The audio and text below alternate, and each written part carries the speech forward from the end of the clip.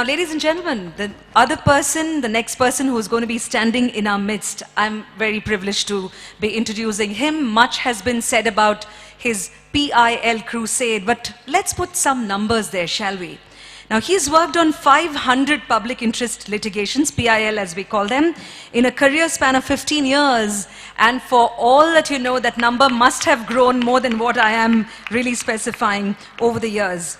Many say that he has inherited the streak for justice from his renowned father and India's former law minister Prashant Bhushan, who has been named on the panel for the Jan Lokpal bill. But our guest who will deliver the inaugural address here, his name, a top-notch magazine quotes, is synonymous with fear for corrupt judges, politicians, bureaucrats, and now corporate honchos. In fact, the magazine, I found very interestingly, goes on to quote that Mr. Prashant Bhushan is known to have turned down fees worth crores and remuneration like large tracts of land when it just came to defending a guilty person. And on the other hand, the man means business, and if you're on the wrong side of the law, then he will come after you, unquote.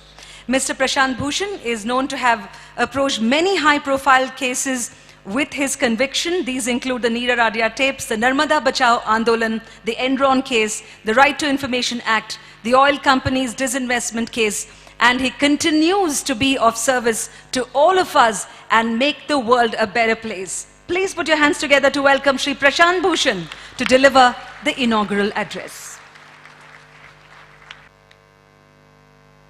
Good morning, friends.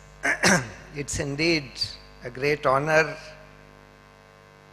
and I am exceedingly humbled by this invitation extended to me by Dr. Pandey and Dr. Agarwal to deliver an address in the plenary session of this International Congress on Environmental Research. I am not an environmental expert.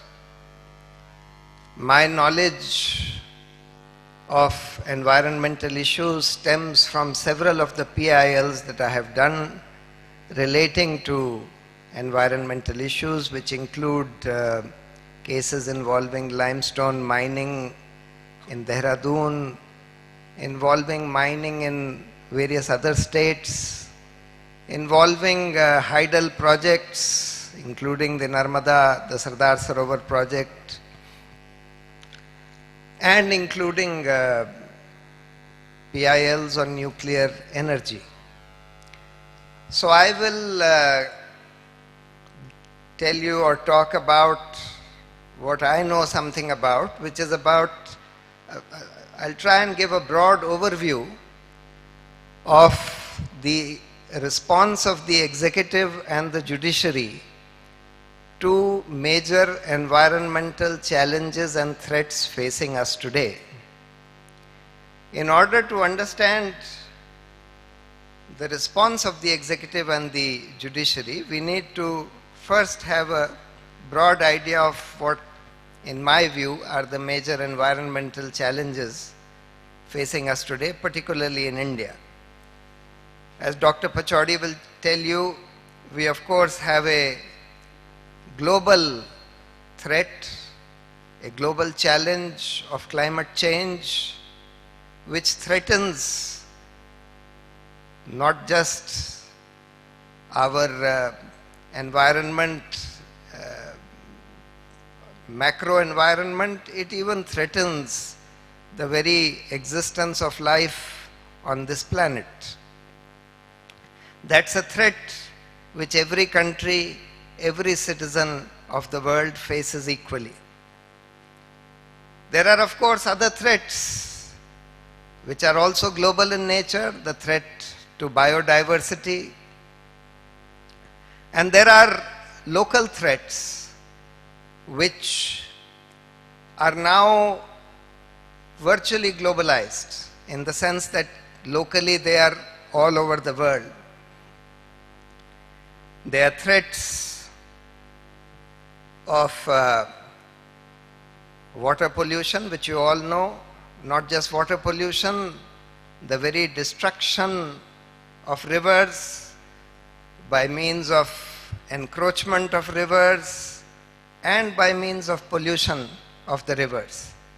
This is, of course, an exceedingly serious problem in India. It's also a problem in many other countries, perhaps most other countries. It's a very serious problem. There is, of course, a problem of air pollution due to the kind of, mainly due to the kind of industrial activity that we have had. There is also the problem of deforestation, destruction of our forests, which are having various kinds of impacts on the environment. There are also some new threats which have emerged due to the technology that we are using, that we have developed recently. There is in my view, a very serious problem of electronic pollution, pollution by means of radio waves. Today we use all kinds of devices, mobile phones of course, but all kinds of devices which use radio waves. This has created a serious hazard and a serious threat. There is emerging research which shows that radio waves, particularly mobile towers and mobile phones, can cause serious health effects. They are in fact believed to be the reason for the collapse of bee colonies in many countries, including the United States. And bees, as you know, are major source of pollination, of cross-pollination, and therefore very, very important for agriculture and biodiversity. There is also an emerging threat to the environment on account of these genetically modified foods and genetically modified organisms which are now being sought to be propagated across the world.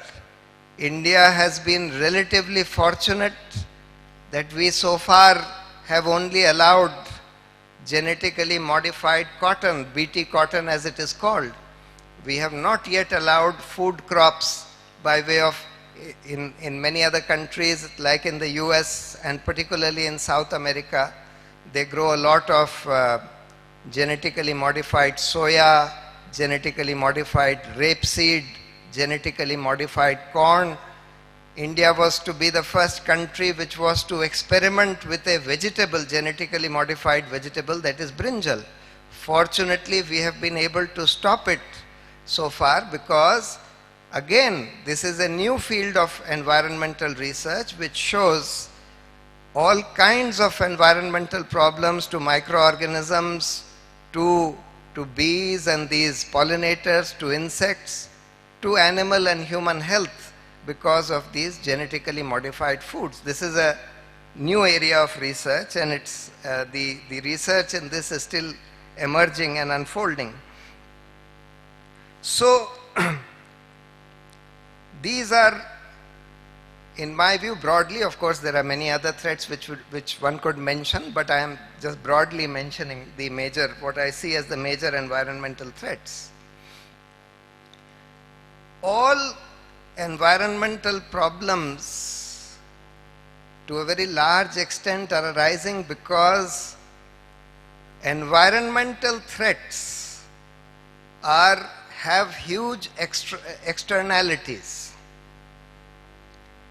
and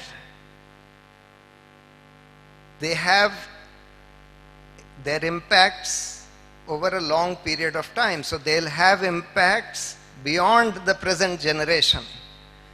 Unfortunately, human nature has become such that we do not want to do a proper cost-benefit analysis of any activity that we do, provided that the costs are external and the benefits are internal. Unfortunately, most of these polluting activities, etc., are such where the person who is engaged in that activity gets to enjoy the fruits of that activity, whether it be by way of just money or anything else. And many other people, and sometimes the entire globe. For example, this whole problem of climate change and greenhouse warming and therefore the accumulation of carbon dioxide. Every time that you engage in an activity which increases increases the concentration of carbon in the atmosphere is an activity which is having a global impact. It is going to impact everybody on the planet, but the benefits are only enjoyed by you. So therefore, and secondly, the impacts on the future. We tend to discount, unfortunately, we tend to discount external impacts as well as impacts on future generations. And that is the major reason why environmental problems have grown, particularly because of increased economic and industrial activity, and we have not been able to control them. Fortunately now there are efforts being made by Dr. Pachauri, by various other international experts, etc., to bring about some kind of international agreements so that these kind of activities which are creating externalities can be taxed or can be curbed, and so that the persons who are engaged in those activities can be really made to pay for the external impacts to the environment. What has been the response of the governments and the executive to these environmental threats? Unfortunately, the nature of elected governments, particularly in democracies, just as the nature of a corporation is essentially to make profit, and therefore the managers of corporations basically act on the basis of the bottom line. That's the nature, that is the final profit that that corporation is going to make. And therefore they are not bothered about environmental impacts of their activities, about externalities, etc. Similarly, the nature of a government, of an elected government in a democracy, unfortunately, is also such that it either by its very nature, it tends to do those things which are likely to get it elected in the next election, apart from, of course, making massive amounts of money through corrupt practices, etc. So these two things become the driving forces of any elected government by and large. That is, what is it that they can do in order to get elected again? And second, how can they make the maximum amount of money in order to have the means to get elected again, in order to have the money to get elected again? This is unfortunately just as I said, the basic nature of a corporation is that, the basic nature of elected governments and democracy is this. And therefore they see GDP growth, development in a very crude and basic sense, not sustainable development, but just gross development, and therefore gross national product, gross domestic product. This growth becomes the main push or the main objective of most elected governments, as we have seen happening in India over at least certainly in the last 2 decades, particularly since economic liberalization. That it seems as if even this present government, we are seeing the same kind of thinking, that we have to somehow, because they feel that this GDP growth or any kind of economic activity which promotes GDP growth will create jobs, will create an apparently better economy, and therefore it will get them more votes as well in the next elections.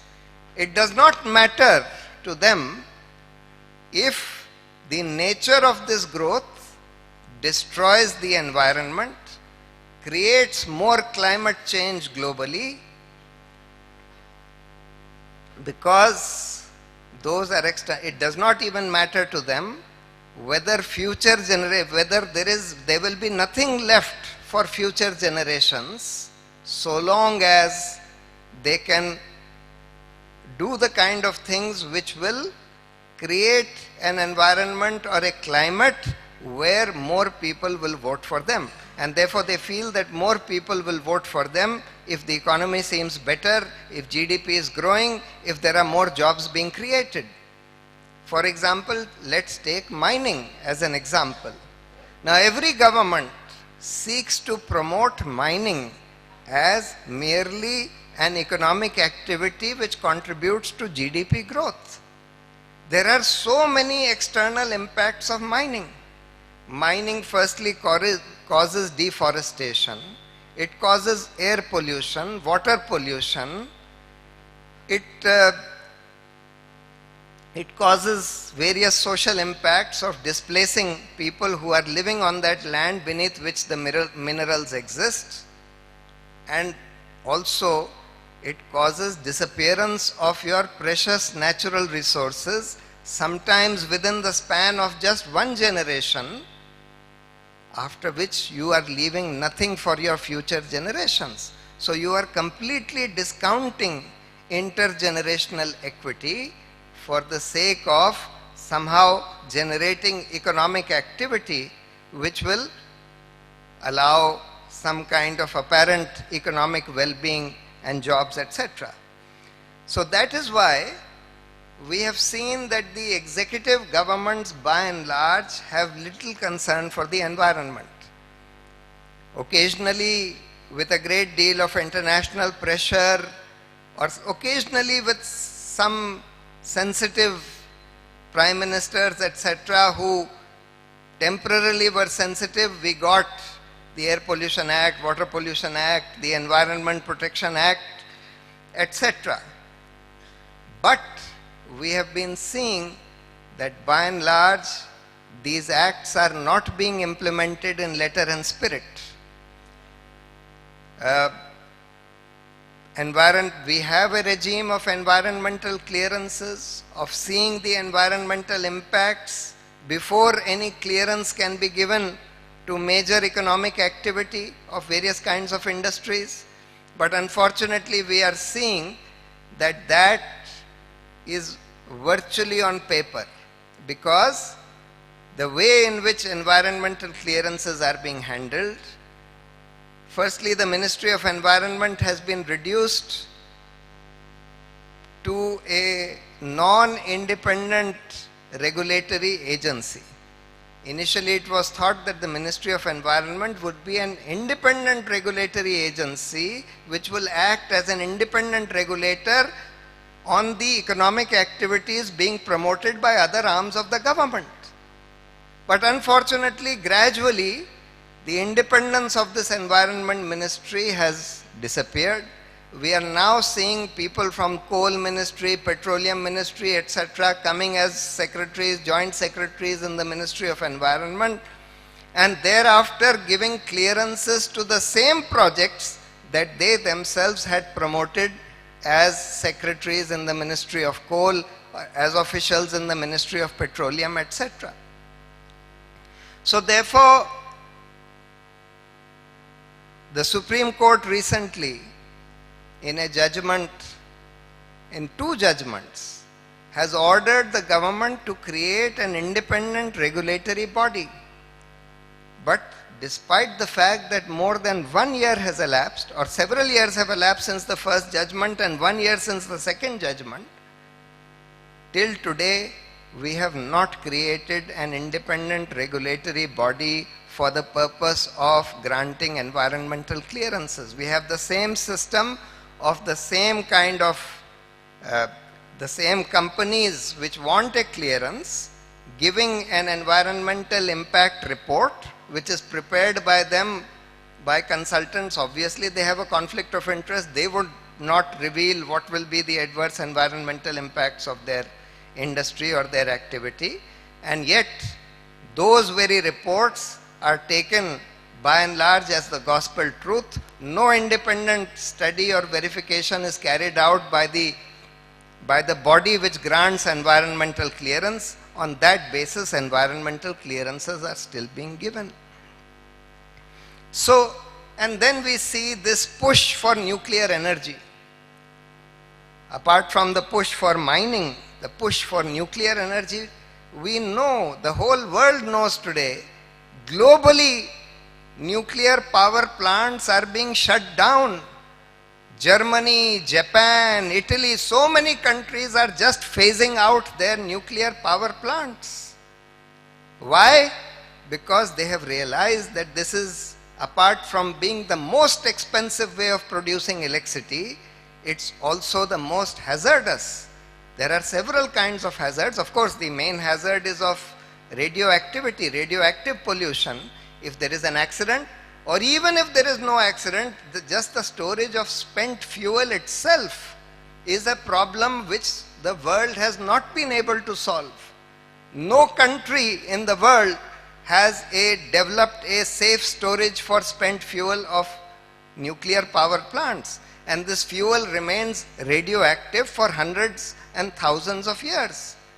So therefore, you have this huge pile of spent fuel, nuclear spent fuel growing across the world from existing nuclear power plants, and nobody knows what to do with it.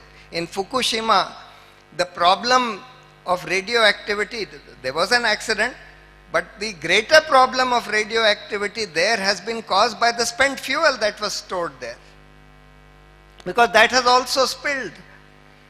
So, and yet the Indian government is hell-bent on pushing nuclear power. I mean, it just does not make any kind of sense, neither economic sense nor environmental sense, because one accident, just one accident in one nuclear power plant can wipe out 30 years of any benefits of nuclear power that you had got. And I said there are no benefits of nuclear power because it's the most expensive way of generating energy, more expensive today than solar and wind, which are totally sustainable and non-polluting, or largely. I wouldn't say totally, but largely.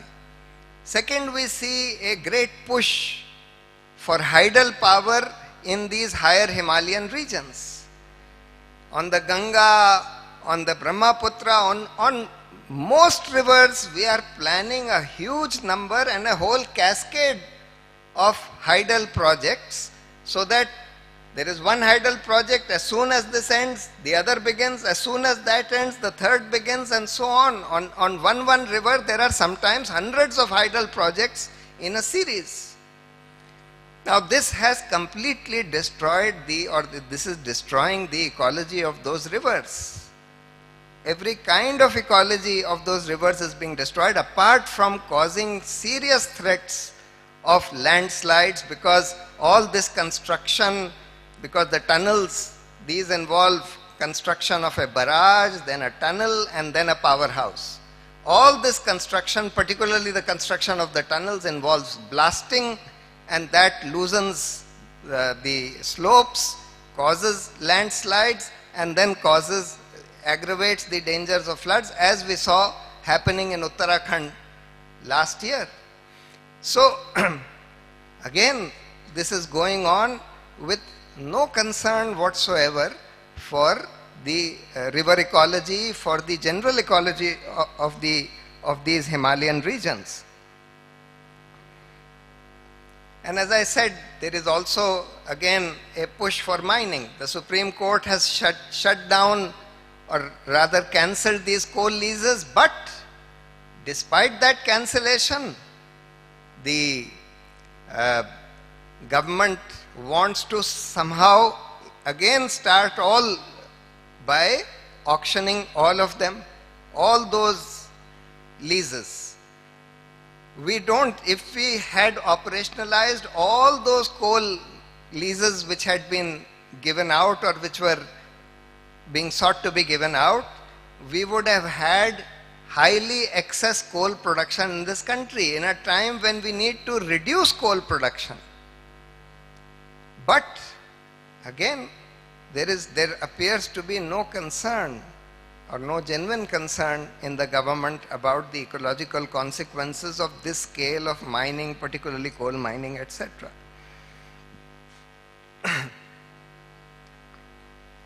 And now we are seeing another thing in this present government.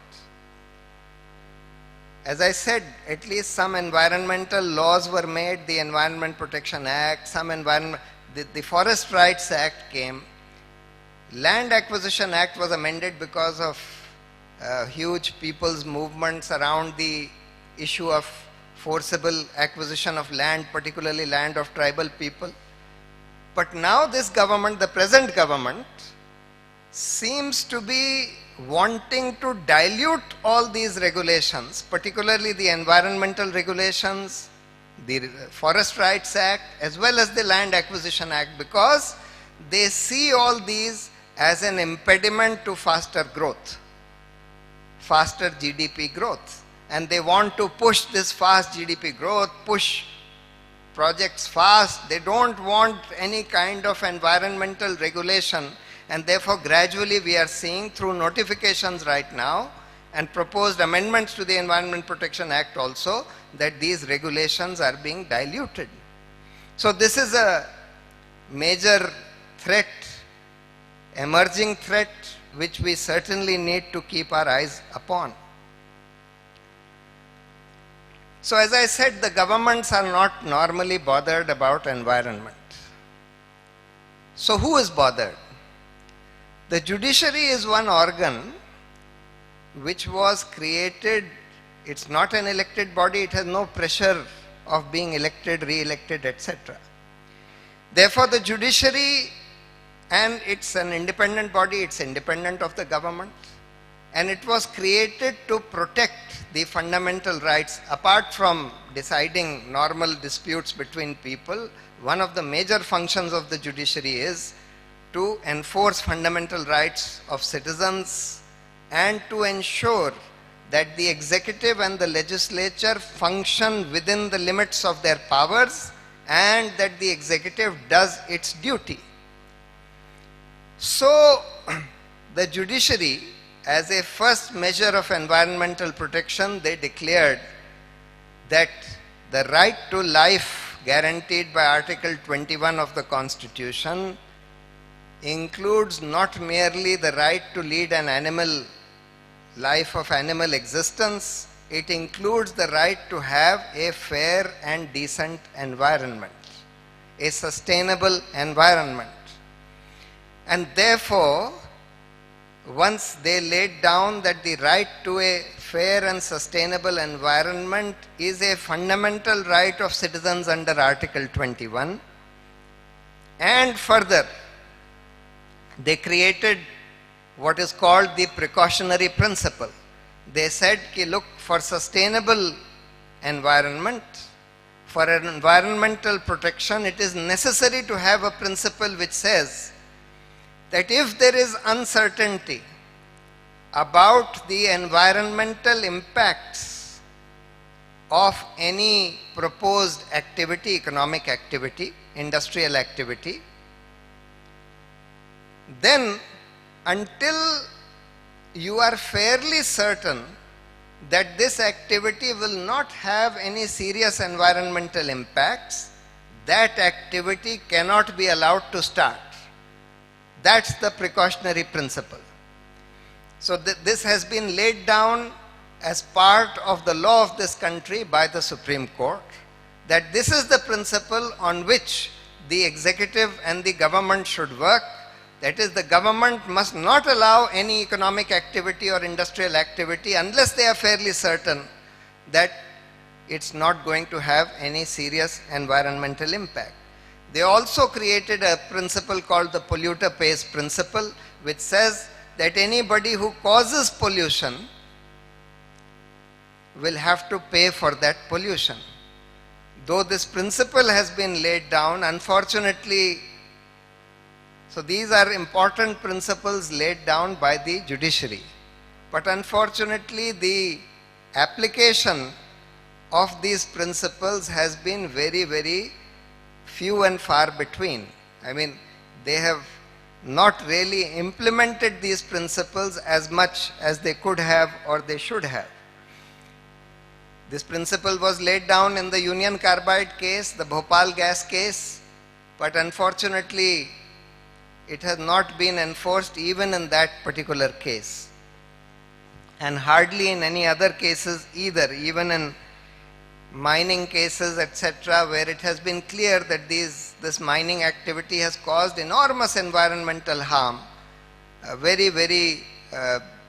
Hardly ever have the courts enforced this polluter pays principle and made those mining companies pay for the environmental damage that they have caused. Of course, it's not very easy to quantify environmental damage, but certainly in some ways it should be done.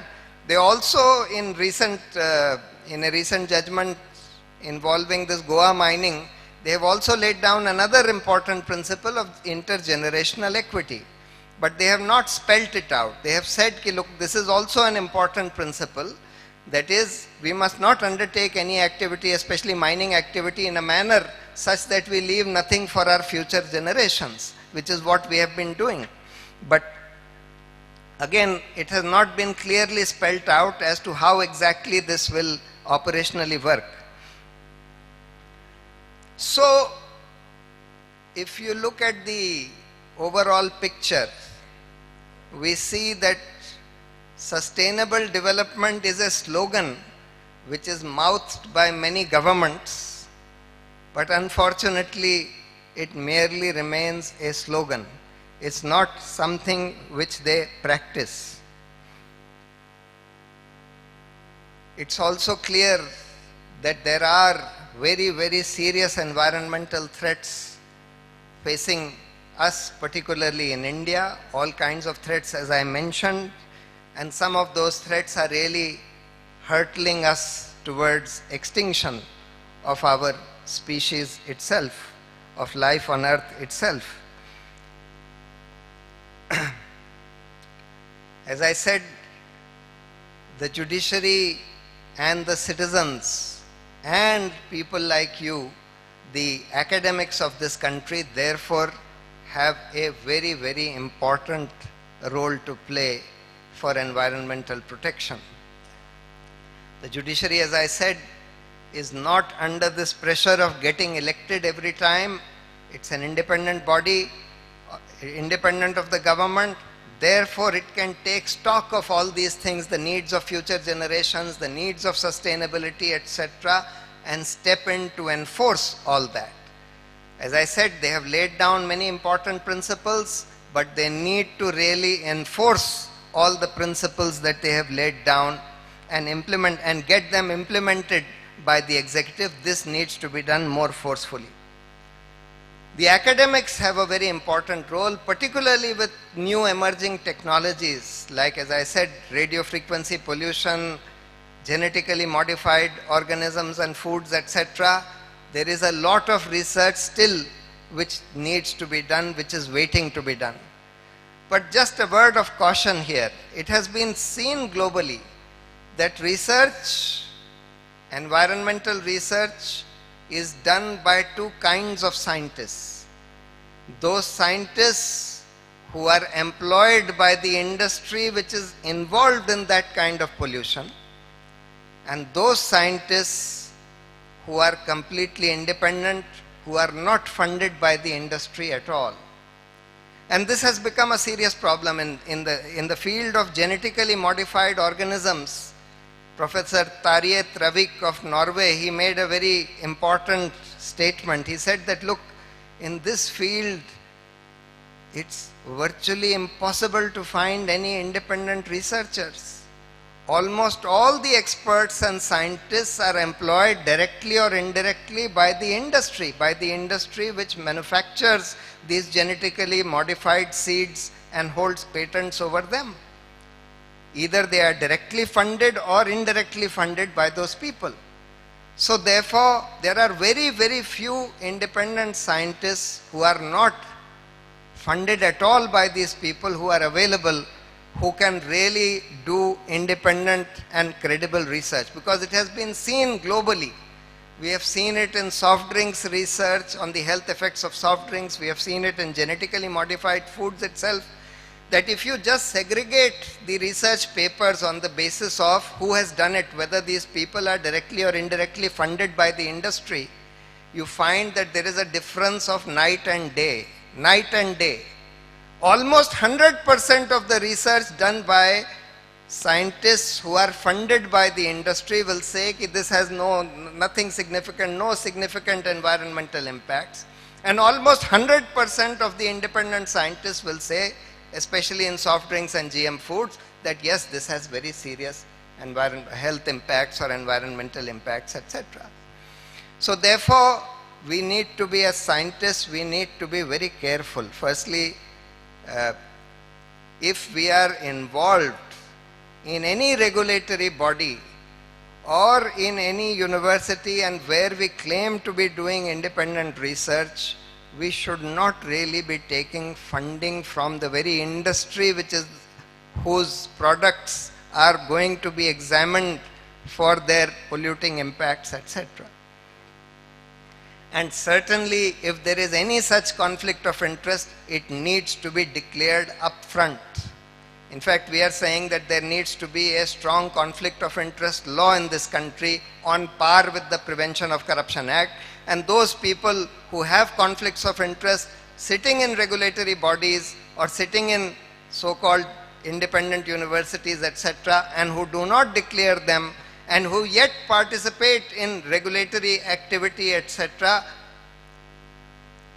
will be guilty of an offense which should be punishable with imprisonment. There is, of course, a great role of citizens of this country, but as I said, unfortunately, environmental impacts are largely external and long-term. And therefore, as citizens, unfortunately, the human mind also normally tries to see only the impacts on himself, the direct impacts of their activity on themselves, and not on other people in the country, across the globe, or on future generations. Therefore, as citizens, we need to develop a broader outlook on environmental issues. We need to understand, certainly for climate change, we are all in the same boat. The effects of climate change will be felt by everybody across the globe. Nobody is going to escape those impacts. And therefore, we need to develop a broader, more global outlook, as well as an outlook which regards future generations or the welfare of future generations to be as important as our own welfare. That's a difficult thing to do, but unless we are able to re-educate ourselves to develop that kind of outlook, I am afraid that we are really in very, very serious danger. Anyway, thank you very much. I am really grateful and happy to be able to be here with all of you, and I am very grateful to Dr. Pandey and Dr. Agarwal for having invited me.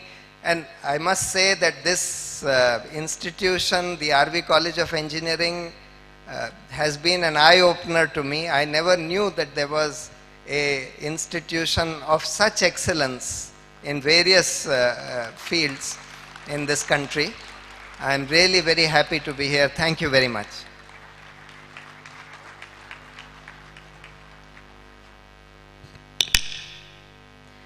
Trust Mr. Prashant Bhushan to say it like it is. Really, who better than Mr. Bhushan to actually spell out for all of us the what and the why or how the executive and the judiciary responds to the current environmental challenges. Thank you so much, Mr. Bhushan, for always also spelling out the path for the academic circles and sounding out the word of caution that you did. Ladies and gentlemen, a big round of applause for our guest of honor, Mr. Prashant Bhushan, who's coming all the way to our city, Bengaluru.